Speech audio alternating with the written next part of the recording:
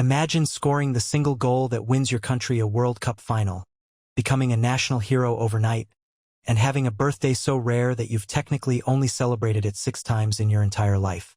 That's Ferran Torres. While the football world scrambles to explain the man who just beat Argentina in extra time, the real story of Ferran Torres was written years earlier, in a small Valencian town most of the planet had never heard of until this summer. Ferran Torres was born on February 29th, the year 2000 leap day, a date that only exists on the calendar once every 4 years. It's the kind of biographical detail that sounds almost invented, except it isn't. And in many ways, it fits a career built on rare moments arriving exactly when nobody expects them. Let's start with what just happened, because it's impossible to talk about Ferran Torres right now without starting here. In the 2026 FIFA World Cup final against Argentina, with the score locked at 0-0 deep into extra time, it was Ferran Torres who broke the deadlock in the 106th minute, delivering Spain's second World Cup title in history. For a player who had spent years being written off as inconsistent, as a squad player, as someone who never quite lived up to his early promise, that single strike at MetLife Stadium rewrote his entire story in 90 seconds of madness on the pitch. Overnight, a name that casual fans barely recognized became one of the most searched footballers on the planet. But for those who had followed his career closely, the moment wasn't a surprise at all. It was simply Ferran Torres doing what he had always done, showing up in exactly the moment everyone had stopped expecting anything from him. To understand why this goal meant so much, you need to understand the years that came before it. When Barcelona signed Torres from Manchester City in January 2022 for a fee reported around €55 million, expectations were enormous.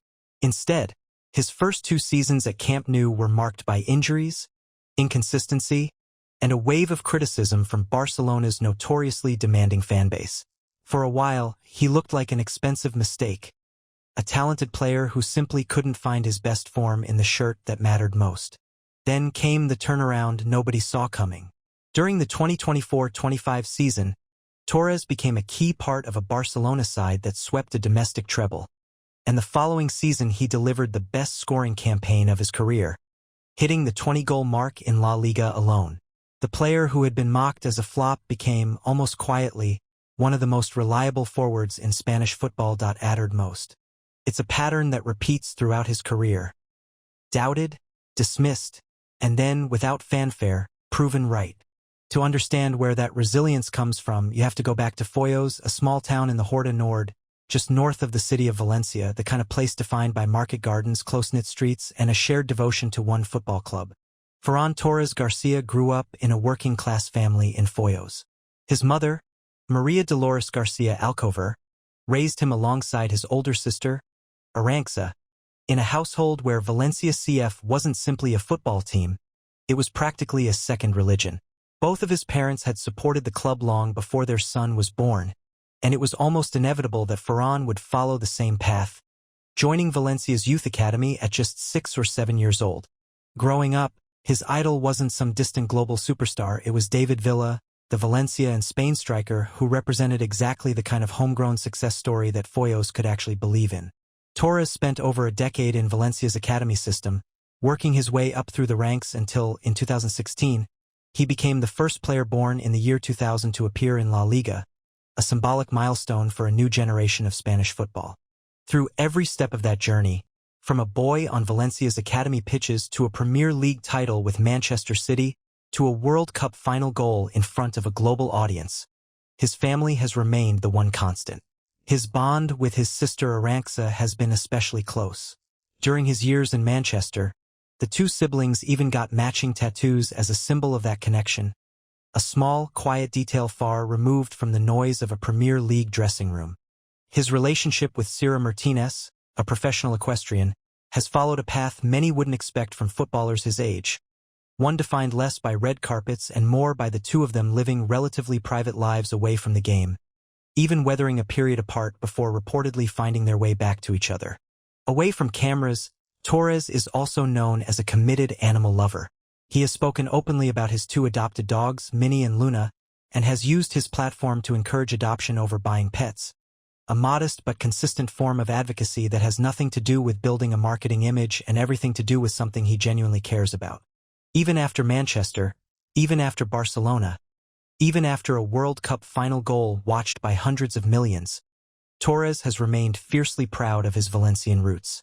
He's bilingual in Spanish and the Valencian variant of Catalan, and he frequently chooses to give interviews in that regional language rather than defaulting to Castilian Spanish, a small but deliberate way of carrying Foios with him wherever his career takes him. It's a detail that says something larger about him. Unlike players who reinvent themselves entirely once they leave home for the bright lights of the Premier League or a Champions League giant like Barcelona, Torres never seemed interested in becoming someone else.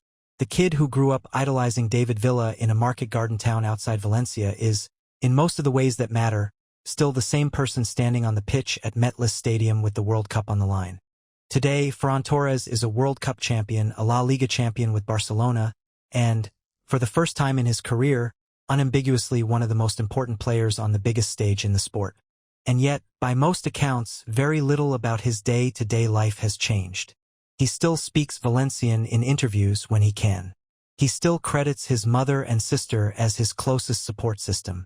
He still spends his time away from football with his dogs rather than in the spotlight. Maybe that's the real story behind the goal that shocked the world.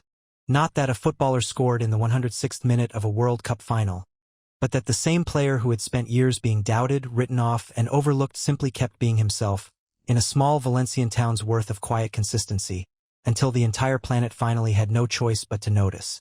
If the story surprised you, let us know in the comments what you'll remember most about that World Cup final, and don't forget to subscribe for the next one.